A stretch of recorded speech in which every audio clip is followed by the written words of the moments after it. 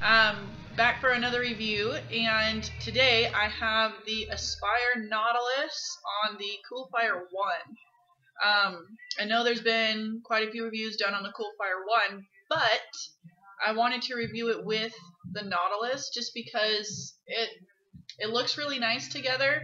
It's a really simple mod. There's no extra gadgets to worry about, no extra tubes to exchange, no extra nothing, no vape safety switch.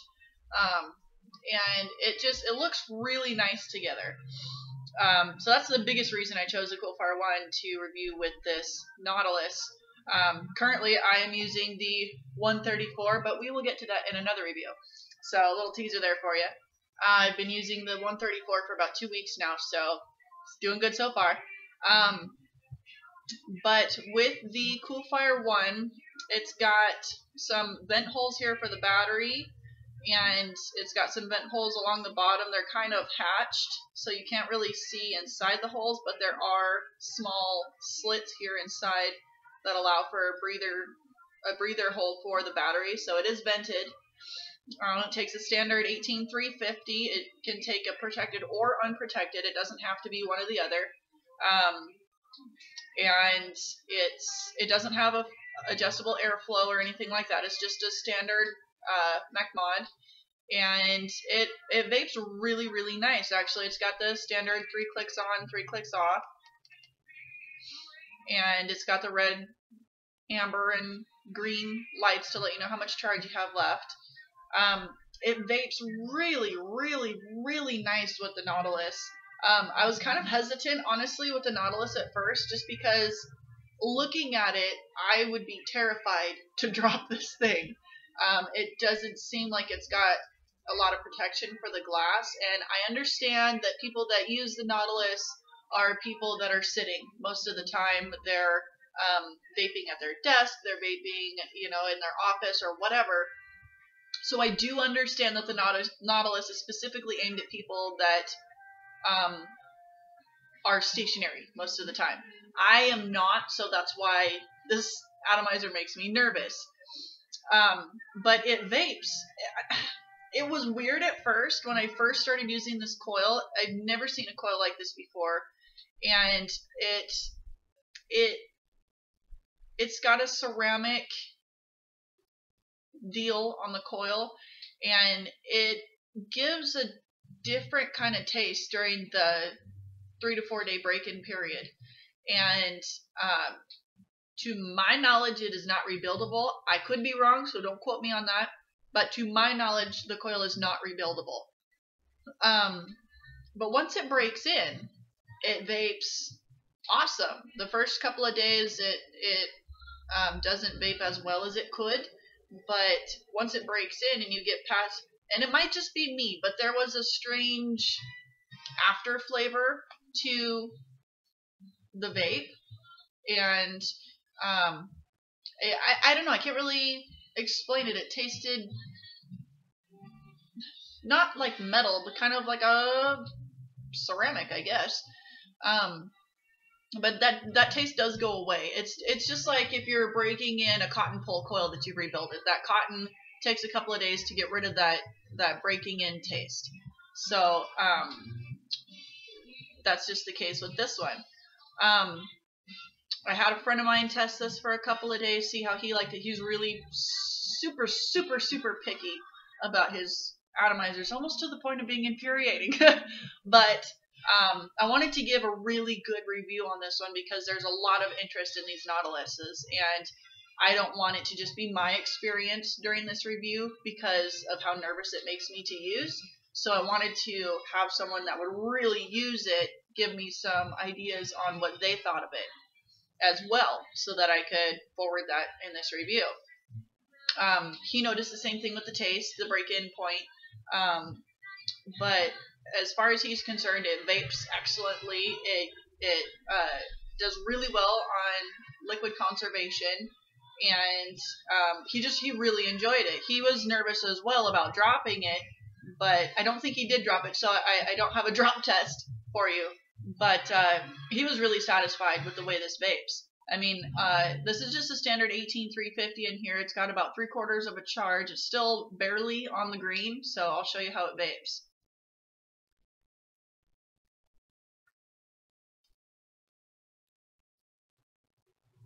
It's got a fantastic vape. I've got orange cream in here, and it's a fantastic flavor production.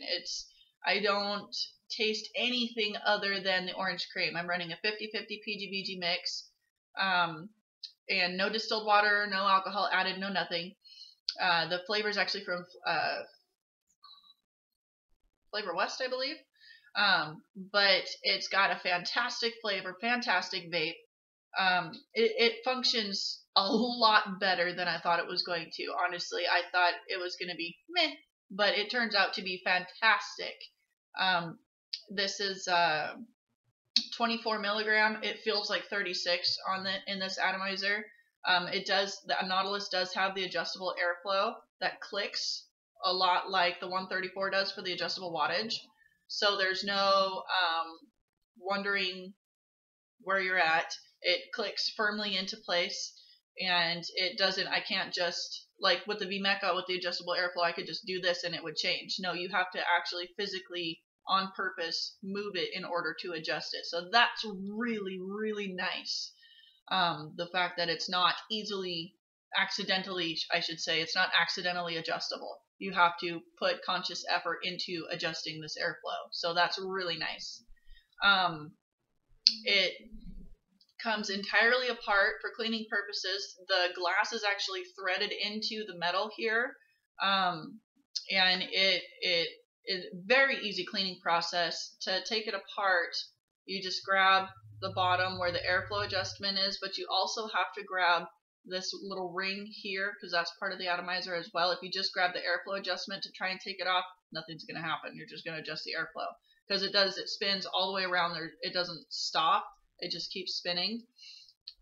So you have to grab both the airflow adjustment and the little ring here to take it off of the battery.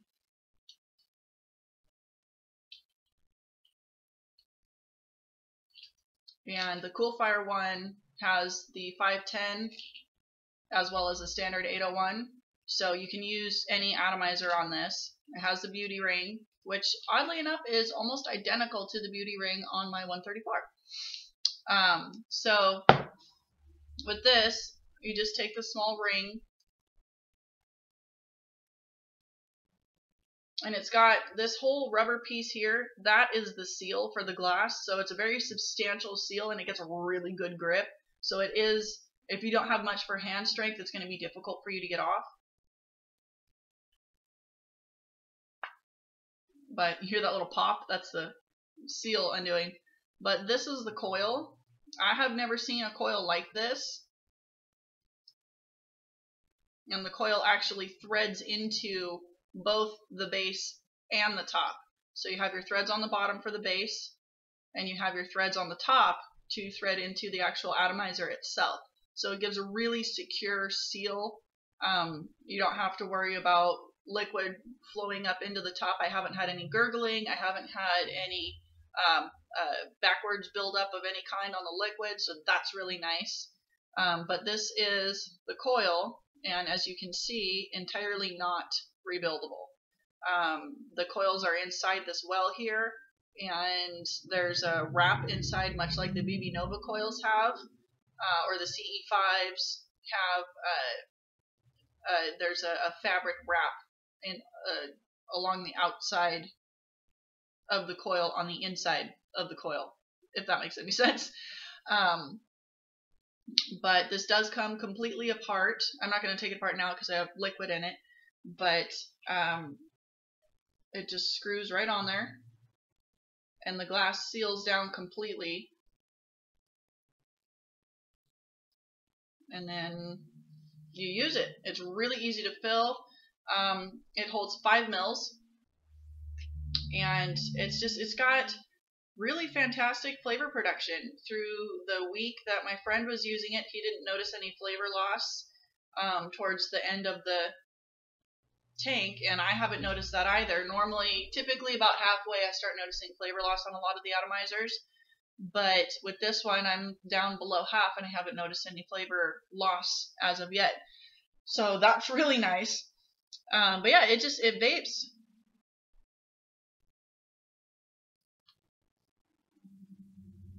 really, really well. And I don't even have to trick you guys and put 100% VG in here to get that kind of cloud production. This is standard 50-50 PG-VG mix.